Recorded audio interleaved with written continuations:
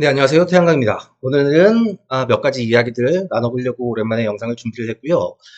지금 태양광 발전 사업 허가를 받아놓거나 아니면 리파워링 때문에 변경 허가를 득하시고 한전 개통을 기다리는 발전소들이 꽤 많이 있습니다.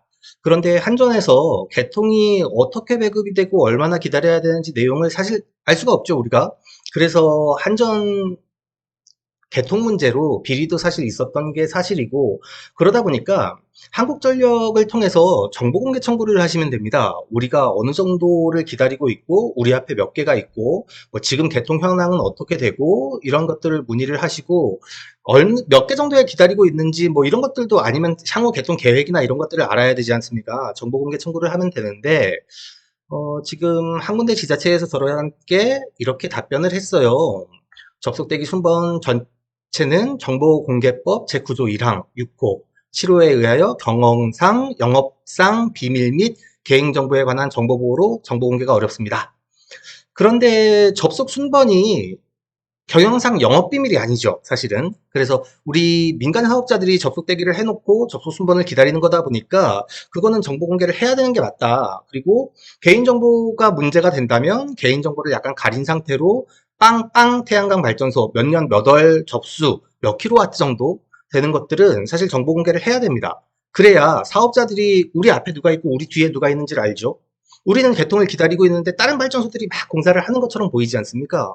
조금 더 투명하게 개통을 운영하고 확보를 하고 이용을 하려면 사실 정보공개 청구를 좀 많이 해서 자료들을 취합을 하고 사업자분들이 그게 어떻게 분류가 되고 배급이 되는지를 알아야 된다고 생각이 됩니다. 그래서 많은 분들이 좀 정보공개 청구를 해주셨으면 좋겠고, 그걸 바탕으로 태양광 사업자들도 조금 투명하게 우리의 개통 현황, 우리 지역의 개통 현황들을 좀 공유를 할 수 있었으면 좋겠습니다. 두 번째는 태양광 발전 사업 토지 면적에 따른 설비 변화를 제가 예전에 영상으로 남겨드린 적이 있고, 그걸 카페에 게시글로 만들어서 공유를 많이 해드렸는데 반응이 되게 좋았어요. 그래서 지금 변경된 안으로 700kW 기준으로 제가 설계를 다시 해서 어느 정도 용량이 들어가는지 자료를 만들었는데, 요거는 한국에너지공단 태양광 사업화 교육 자료로 제가 만들어 놓은 겁니다. 그러다 보니까 2025년 한국에너지공단의 태양광 사업화 교육을 받으시면 이 내용들을 확인하실 수 있는데, 간략하게만 좀 소개를 해드리려고 이렇게 영상을 준비를 했습니다. 예전에 제가 아마 준비를 해드렸을 때는 200W, 300W급 모듈이 그때 당시에 주력이었고, 그래서 면적에 따라서 토지 모양에 따라서 어떻게 설치 용량들이 변경이 되는지를 한번 그려서 표현을 해드렸는데, 요번에는 700W급으로 제가 준비를 했습니다. 제품들이 계속 고효율화되다 보니까 지금 700W 기준으로 어느 정도 되는지 한번 감을 따져보자 라는 생각 때문에 했고요. 303평 면적에 700W 모듈을 이격거리를 충분하게 둬서 30도 입사각 23도 기준으로, 경사각 30도, 입사각 23도 기준으로 배치를 했을 때 토지 모양이 이렇게 직사각형으로 좌우로 네모나면 100.8kW가 들어갔습니다. 그게 세로로, 토지 모양이 이렇게 세로로 서 있으면 앞뒤에 이격거리가 있어야 되다 보니까 그렇게 많은 면적이 안 들어가고 98kW가 들어갔죠. 그리고 그게 사선으로 있으면 이격거리 때문에 69.3kW밖에 안 들어갔던 겁니다. 그걸 입사각을 30도로 조절을 했어요. 경사각도 30도, 입사각도 30도. 앞뒤에 이격거리가 약간 좁아진 거죠. 그렇게 했더니 약 303평에 117.6kg, 그리고 82.6kg가 들어간 겁니다. 더 많이 들어갔죠. 이게 왜 그렇습니까?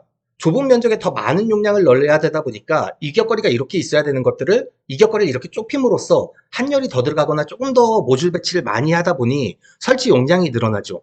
제가 그래서 이것들이 왜 필요하냐 하면, 예전에 말씀을 드릴 때는 태양광 모듈 가격이 비쌌다 보니까 모듈의 경사각을 최적화하고 입사각을 최적화해서 같은 용량의 설비에서 더 많은 발전량이 나오는 게 좋습니다라고 이야기를 많이 드렸어요.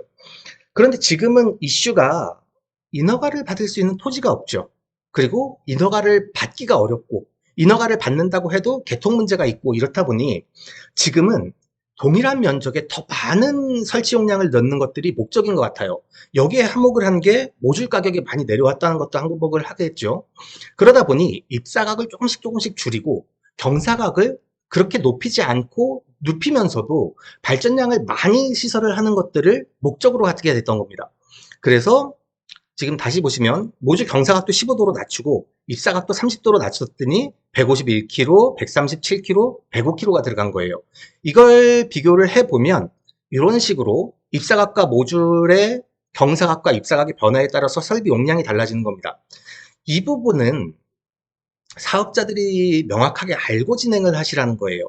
모듈 입사각과 경사각이 달라짐으로써 발전량의 차이가 납니다. 그런데 발전량을 내가 조금 포기함으로 하더라도 시설 용량을 늘리고 싶다. 지금은 그럴 때가 됐죠. 왜냐하면 모듈 가격이 워낙에 많이 떨어졌으니까 그걸 제대로 인지하고 설비를 하시라는 얘기입니다. 그냥 무턱대고 우리 발전소에 몇 킬로가 들어가요 라는 것들은 의미가 없는 거죠. 그 발전소 모양에 따라 틀리고 경사각과 입사각에 따라 틀리고 또는 현장의 현황에 따라서 달라질 수 있는 것들이 있어요. 동쪽에 산이 높거나 서쪽에 산이 높으면 어떻게 방향을 틀어야 하는지에 따라서 달라지는 부분들이 있다 보니까 나는 겨울철에 발전량 좀 떨어져도 괜찮아요. 그래서 경사각을 더 높이고 앞뒤에 음영이 지더라도 겨울철에 한두 주, 1주, 2주 정도 음영이 지는 것들은 내가 감안하고 관련입니다. 그러니까 입사각을 더 줄여주세요. 그렇게 해서 설비 용량을 늘릴 수도 있겠죠. 다만 이건 정책에 따라서 조금 달라져야 되는 부분인데 99kg를 할 것인가 90kg를 할 것인가 아니면 31kg를 할 것인가 30kg를 할 것인가 480kg를 할 것인가 530kg를 할 것인가는 정확하게 알고 가셔야 되는 거죠. 용량에 따라서 무엇이 달라지는지 지금의 정책에 따라서 내가 어떤 설비를 해나가는 게 최적 아닌지에 대해서는 한번 따져보시는 게 좋을 거라고 생각합니다. 그래서 무턱대고 내 땅에 몇 킬로를 하겠어요가 아니라 더 많은 곳들에게 제안서를 받아보시고 설계하는 친구들이나 현장에 시공하는 PM들이나 같이 모여서 킥오프 미팅을 하면 그 친구들이 가지고 있는 기준이 다 다릅니다. 전문가들이 5명이 모여도 5명이 생각하는 게 다 다를 수가 있어요. 그 중에 조금 나은 방법들, 동일한 의견들을 취합을 해서 더 좋은 방법들을 쓰기 위해서 노력하는 거지 무조건 이것만이 정답이다, 저것만이 정답이다 라고 이야기하기는 조금 어려움이 있습니다. 올해 25년 상반기 고정가격 계약 경쟁 입찰 공고가 났습니다. 상반기, 하반기 2번 입찰을 진행할 예정인데 물량이 사실 한정 개통이 그렇게 많이 늘어나지 않았다 보니까 물량이 많지 않을 거라고 예상이 되고 지난번에 제가 영상에서 계속 누누이 말씀드렸던 거 탄소 인증제 때문에 중국산 제품들이 무등급 제품들이 되려 이익을 보고 있다. 왜냐하면 탄소 인증제가 좋은 제품들이 더 비싼 가격에 판매가 돼야 되는데 입찰에서 미달이 되다 보니까 싼 거건 비싼 제품이건 싼 제품이건 동일한 가격에 판매가 되고 있어서 국산 제품들이 차별을 받고 있다라고 했는데 올해는 우대 가격 제도가 들어왔습니다. 경쟁 입찰에서 우대 가격 제도를 도입함으로써 탄소 인증 등급에 따라서 9,000원, 12,000원 정도의 가격을 우대 가격으로 줄 거다라고 이야기를 하고 있고 경쟁 가격 입찰 공고는 아래 더보기란에 제가 주소를 남겨드릴 테니까 들어와서 확인을 해보시면 되는데요. 그러면 우대 가격을 주는 것 때문에 내가 나의 매출과 투자비가 얼마나 달라질 것인가를 한번 계산을 해봐야 되죠. 제가 간략하게 계산을 해봤습니다. 기준이 되는 건 수익성 분석하는데 기준이 되는 것들은 이렇게 유지보수비는 6%, 매출 대비 6%를 적용을 했고요. 매년 0.4% 효율 저하를 적용을 했고 가중치가 계속 달라짐에 따라서 우대 가격이 어떻게 적용되는지에 따라서 금액들이 달라지는 걸 봐왔던 겁니다. 수익성 분석은 항상 참고 자료입니다. 기준에 따라서 다를 수가 있어요. S&P가 어떻게 변동되는지에 따라서 다를 수가 있고 발전량에 따라서 매출이 달라질 수 있다 보니까 참고 자료를 토대로 여러분들이 우리 조건에 맞는 발전량을 계산을 해보셔야 되겠죠. 모듈 가격을 제가 조금 극단적으로 표시를 해봤습니다. 그래서 무등급 제품, 중국산 무등급 제품이 와트당 160원일 때 국산 1등급 제품이 300원이라면 어떨까? 중국산 무등급 제품이 150원이라면 국산 1등급 제품이 350원이라면 어떨까? 라는 기준으로 계산을 해봤던 겁니다. 그럼 모듈 가격이 99kW 기준으로 제가 계산을 했어요. 1메가면 곱하기 10 하시면 되겠죠. 모듈이 99kg를 구입하는데 1600만 원이다. 그리고 3000만 원이다. 그럼 차액이 1400만 원이 나는 거죠. 그리고 모듈 가격이 1500만 원이고 3500만 원이면 2000만 원의 투자비가 더 들어가는 겁니다. 단지 모듈의 탄소 등급 때문에 우리가 투자해야 되는 돈 1억인데 1억 1400이 들던지 99km를 하는데 1억인데 1억 2천이 든다는 얘기죠. 1,400과 2천만 원 정도의 비용이 더 들어나는데 그걸 할 가치가 있느냐? 그럼에도 그걸 함으로써 얼마 정도의 값어치가 차이가 나느냐를 한번 계산을 해본 겁니다. 그래서 20년치 수익성 분석한 걸 쭉 긁어왔는데 까만색으로 놓은 건 필요가 없으니까 연 단위로 우리가 매출 차이가 얼마가 나는지를 한번 비교해 보자는 거예요. 150원 기준으로 저는 계산을 했습니다.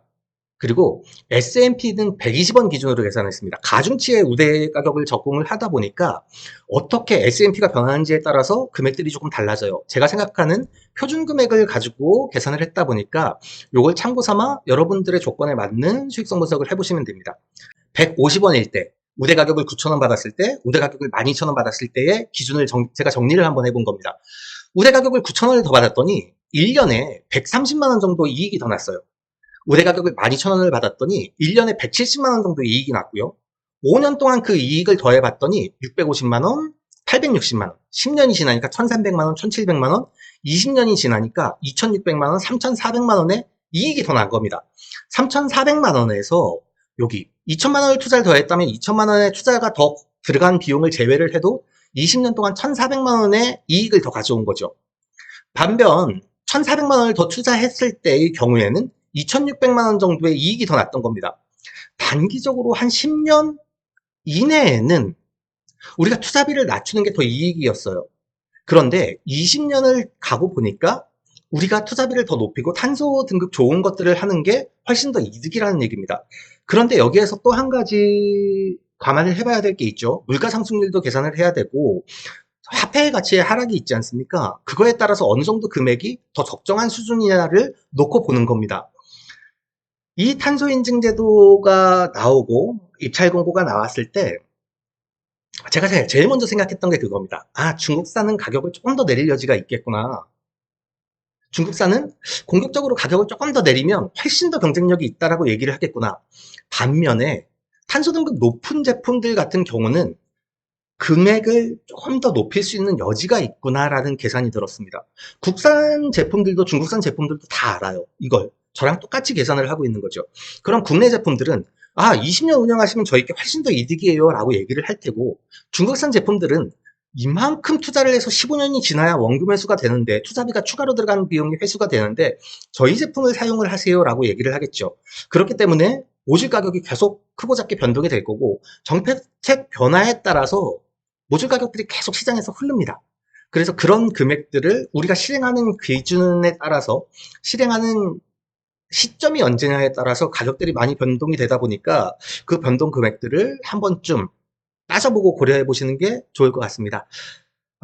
입찰이나 이런 부분에 대해서 간단하게 설명을 드리고 싶었는데, 사실 태양광 발전 사업자가 명확하게 알아야 될 정보들이 제대로 공유가 안 되는 경우들이 되게 많습니다. 정책이 바뀌면 우리가 바뀌었으니까 너희는 그냥 따라와라 라고 얘기를 하는 경우들이 많고, 또 이 정책이 정말 사업자를 위하거나 아니면 국내의 신재생에너지 산업 육성을 위해서가 맞는지, 그게 아니면 제도를 만드는 사람들의 편의성이나 아니면 제조회사들의